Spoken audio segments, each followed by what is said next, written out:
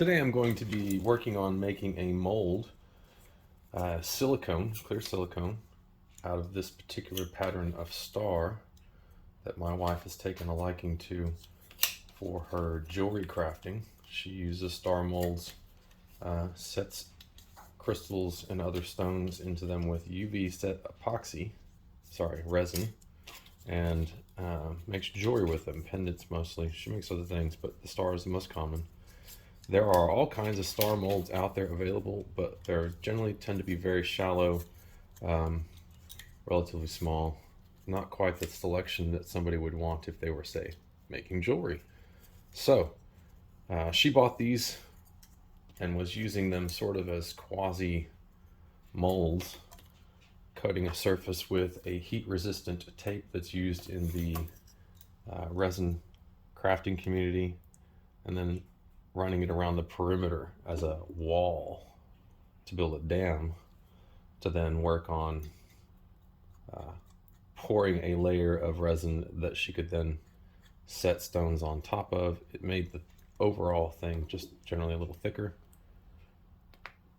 So we are today taking our second attempt at making a mold for her using these wooden stars she got on Amazon. Second attempt because the first attempt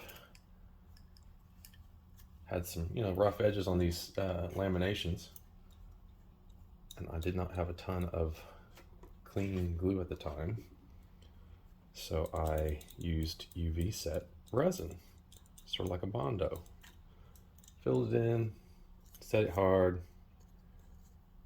repaired some damage to one of the tips, filled the hole that I'm using now to line them up, and did not know, because I had never done this before and had not actually bought the silicone product yet, that there's a list of things that do not work well, and that is because they include sulfur, that causes it to not set. Among those is UV activated resin. So everywhere I had a repair, a patch, or a hole, or some material on the side, the resin did not set up fully, distorting the shape of the star. Yes, it probably still would work for what she wants, but I'm not happy with the results, because it means more labor and sanding and finishing to get the nice shine and whatnot, get the final finish that she wants. So here we are again. First time I just stuck it together by hand, alternated the holes for some attempt at symmetry for some reason, and they got a little out of line, which is I had to fill it with this rod, or rather a broken drill bit, is helping greatly in facilitating doing this, as opposed to having to hold and flip each star independently and stack them as I went. It's a handy little glue brush from another glue company besides this one. Picked this up at Wally World to work on this. Previously I'd used my fingers and sticks and whatnot, but this reusable, washable tool to me is just gonna be worth the $4 or whatever.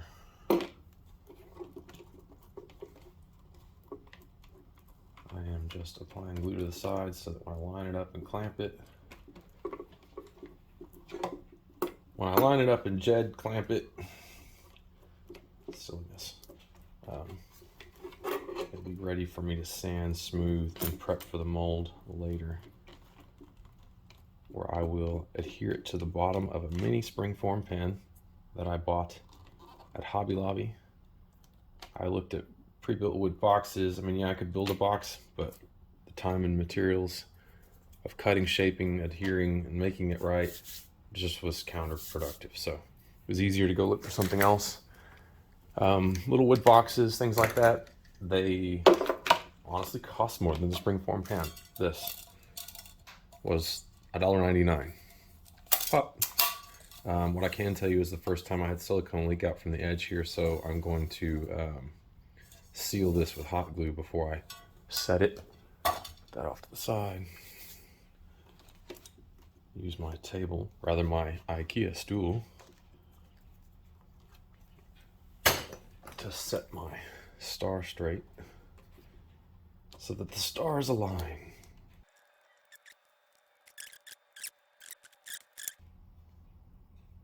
So I'm going to go ahead and take care of that hole now.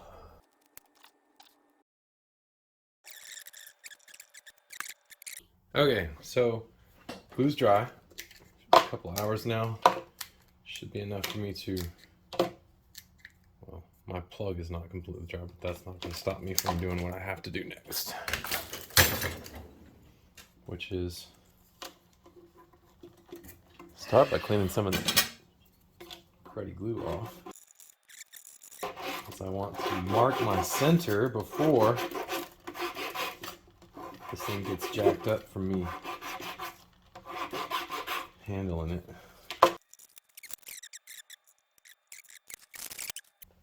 Pardon me.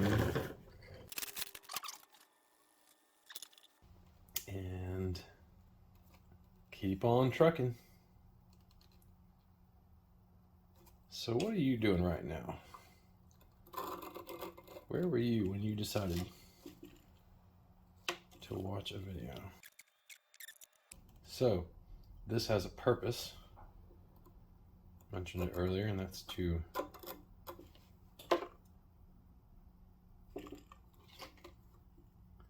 put a pip, a little dot, dimple. The last time I did this, I did it with a nail from a kit like these, similar, but the nail had a round head and a little brass collar around it. I had to drill a hole for the nail and then a hole for the head to get it to set right. I skipped a step. Instead of using on what I had in my hand, I got that kit today, Home Depot, and I will tap it till it's just flat, and then I'll have that little bump in the middle marking my center, and therefore creating a dimple in the middle of my mold marking the center.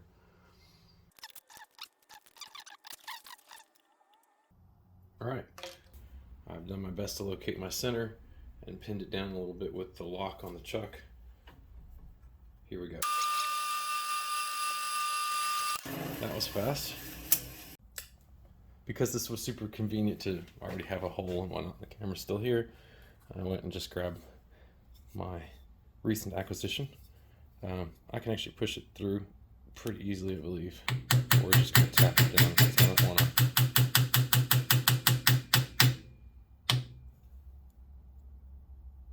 That's a pretty good fit. So.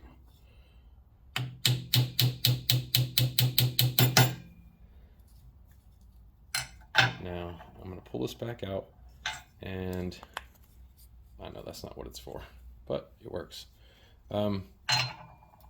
Sand it, get rid of the lines from my scoring, get this to dry up, and then put the nail back in, cut my back off, and move on with setting it into my pan. So, okay, so a variety of files here. Yeah, they're metal files, I get that, but large flat surfaces, removing material that's in the corner, and then this little fine detail that doesn't have an edge here but is there for just cleaning up but without cutting in.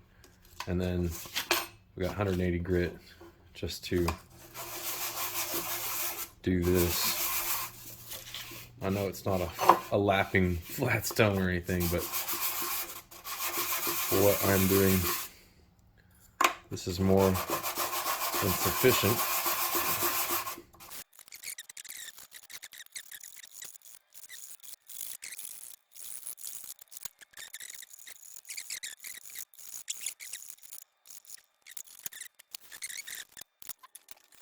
And let's skim coat. Questions, comments. I'd love some advice. I'd love for somebody to give me some feedback and suggestion on what it is that works, what it is that doesn't,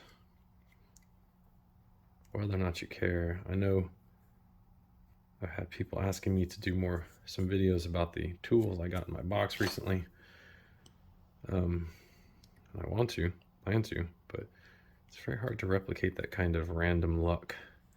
Again, short of just trying to do more content on what's in the box, but I want to do content that's how you use what's in the box, but that takes time.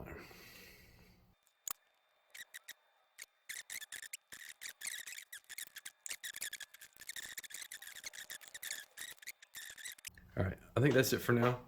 I'll let that set, and then I think I might probably sand this and then redo it. I'm just trying to keep the wood from being absorbent. When I did this before, I put the pan down into a meat marinator from my food saver that I pulled a vacuum on to get the bubbles as much as I could out of the liquid, but I had some bubbles that came out where it was glued to the bottom because it wasn't completely sealed around. I just pushed it down in there. This time I'm going to clamp it because the pan has a little bit of a dish to it. So when I clamp it, it will force it flat and it will hold it in place. I'm using like a shoe glue type product for that, just because it's very durable and easy to remove when I'm done. All right, let's sand this.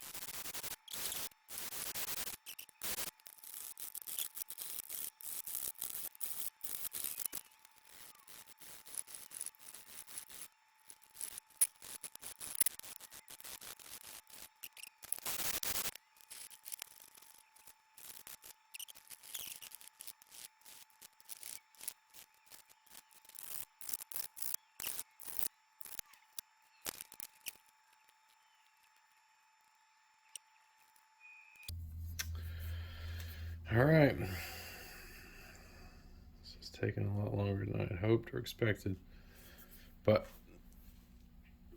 doing it right means not doing it again. All right, here we are, all sanded up, nails head trimmed, cut down because it was hitting the pan, but it's not critical for long term.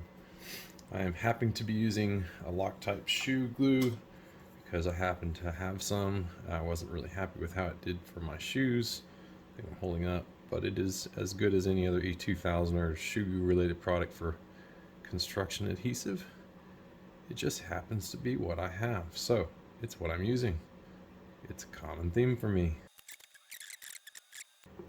I'm going to attempt to use the outline of where it was before because it was very well centered.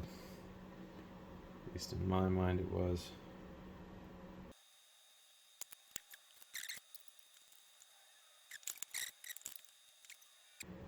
All right. So then I should be able to, when it dries, pick at carefully the glue that sticks out and peel it away. Ideally, I may take and very carefully score through to separate it, but now it is time to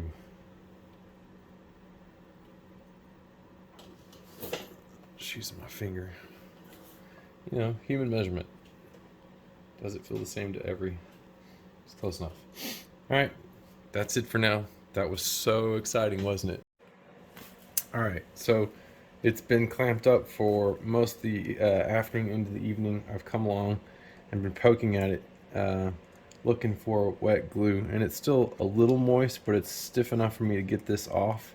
And I'm gonna leave it clamped because if it's still moist underneath, then that means it's still moist at the edge, and I want to make sure it doesn't go anywhere until it's had lots of time to cure it with this exposed edge here. Rubbing alcohol in a spray bottle of Q-tips because that will take off this extra goopy for whatever there is, and as long as I leave it clamped, it shouldn't be an issue so far as it potentially affecting what's at the edge or the surface of the star. I'm just using my glue tool to score along the star to pull it up. Took longer than I would have hoped because it's been so cold today. I've had to use the heater in the shop. Well, shop. I say that. My garage.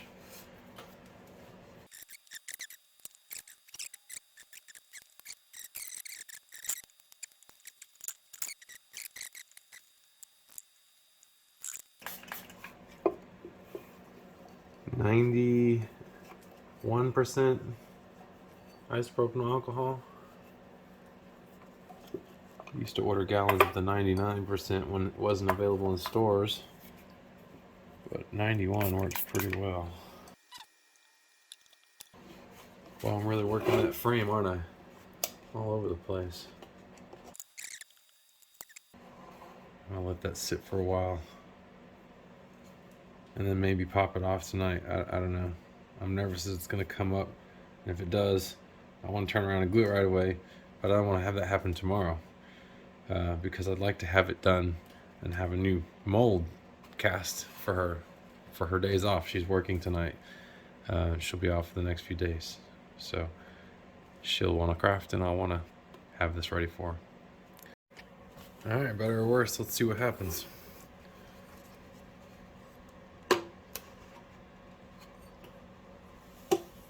Okay, it held. I need to clean that and see if that's a dent or if that's just a rub from the rubber on the clamp. I don't want it to be a dent. But it didn't pop off. That's a good thing. I think that looks pretty good.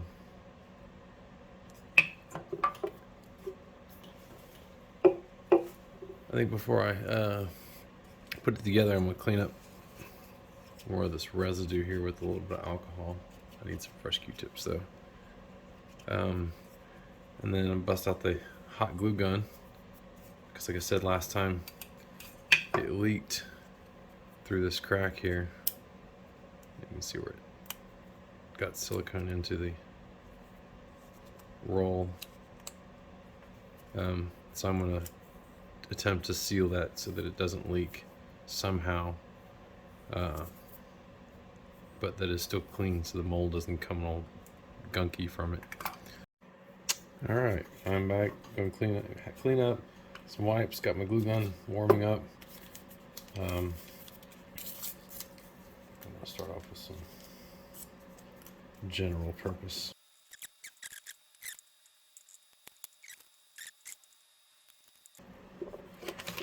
Whoa. Well, that's no good, right? But what do you expect? I'm using an IKEA stool as a workbench. And it's always when you do something like this that you realize maybe you weren't perfectly centered. You might just possibly be closer to this side than this side. We have success with our glue gun. It's got the drips.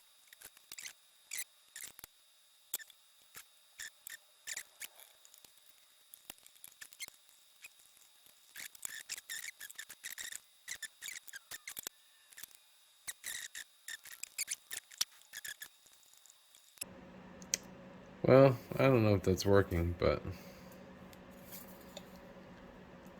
I may end up just putting a piece of flat tape over the top of that.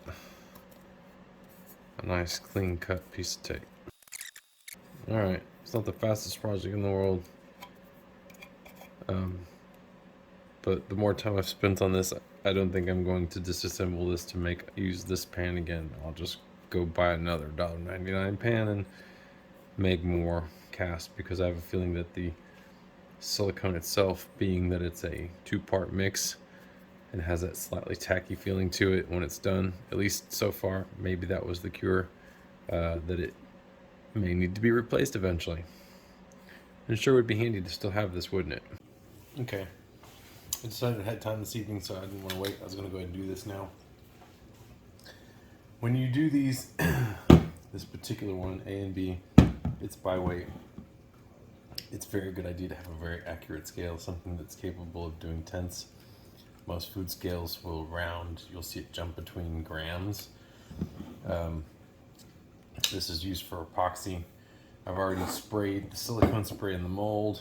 What I wanted to talk about was the floppiness. So what I've devised is this is the top of a cup, just like I'm going to use to mix in. And then once I've got the liquid poured, I'm going to drop it into the silicone and tap it until it's submerged. Because it's a lip, it's hollow, so it has air in it, and it should not sink. It should stay right at the top, and then hopefully give it a little bit of reinforcement there at the edge so that when I pick it up, it doesn't want to crinkle or move like that. We'll see.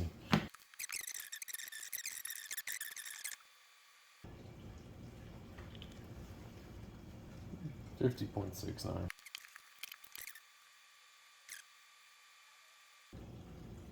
Yeah, 50.44. I'm not sure I can safely add that. Maybe I can. Yeah, 50.69. The little happiness is the small things in life. And now we stir. It is a school night, but I figured I had time to do this before I head off to get ready for children duty in the morning, buses and all that fun stuff.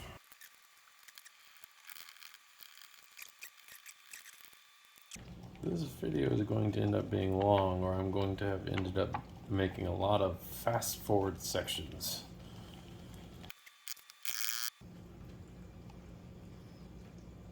Well, if it's not enough right off the bat, I can always follow up with more.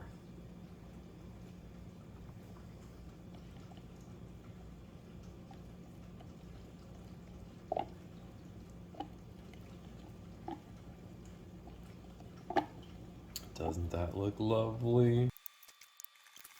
It's very hard to tell how. Oh yeah. I'm gonna get another cup. We're gonna let that settle, and I'm gonna mix some more because it says not to reuse a cup.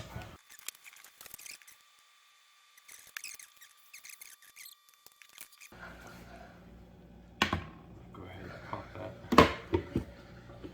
into there.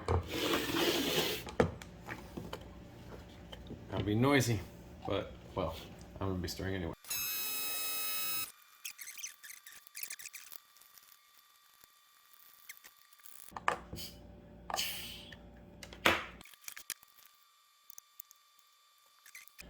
Alright, because I did that in 2 batches, I'm gonna kind of swirly.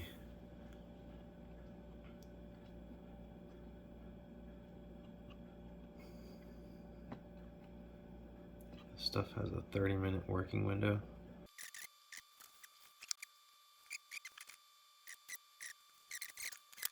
Impromptu, put this on top so that when I crack the valve, it doesn't blow air down and disturb my surface significantly. The little lid did obscure my view some, but I could see there were some larger bubbles that appeared to be coming from the ring.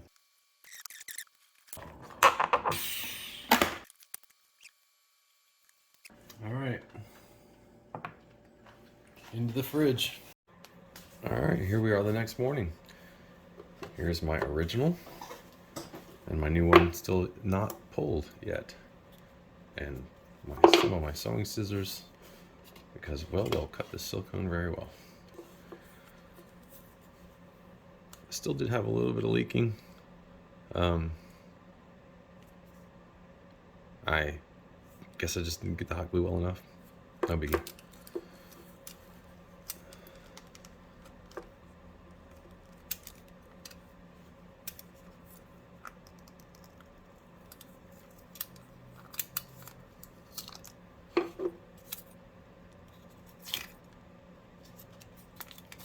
There's silicone inside the ring.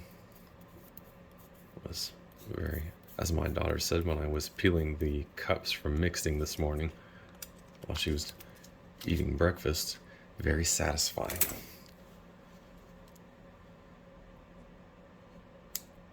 There's that hot glue. And it looks to be relatively consistent. So now comes the fun part.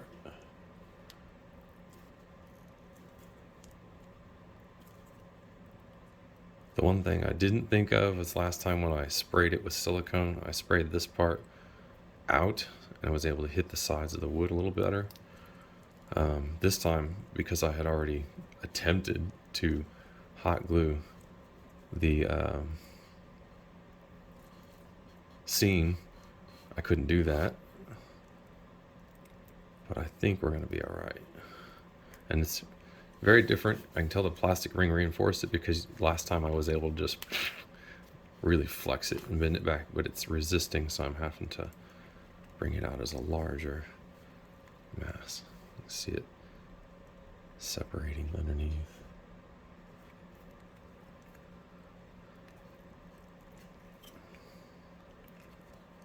Just going slow, and we're free. Very nice.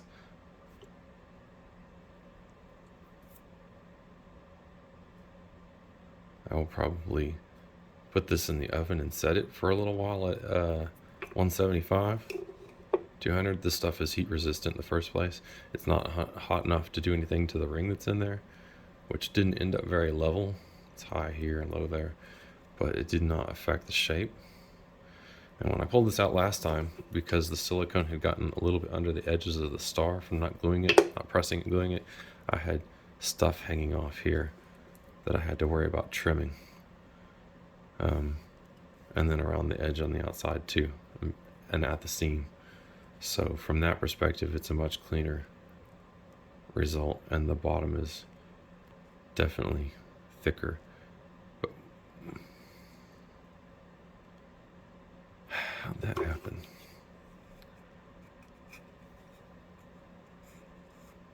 Well,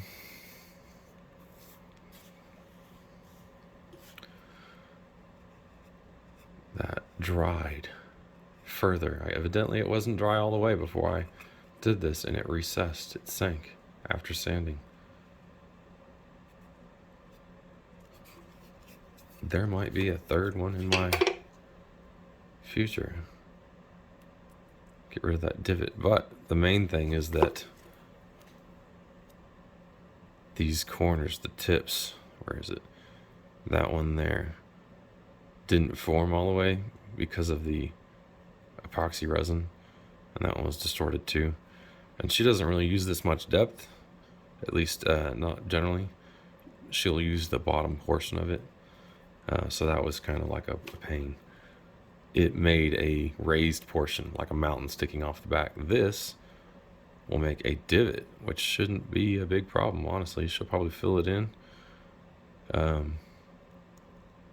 Anyway, there she is. I don't even think I really need to work on trimming this at all. Let me know what you think. We'll see if we can't get her to use this and get some footage of what it is she'll make in this, and maybe include it in the total video before I post it. But that's not right now because she's on her way to sleep after work.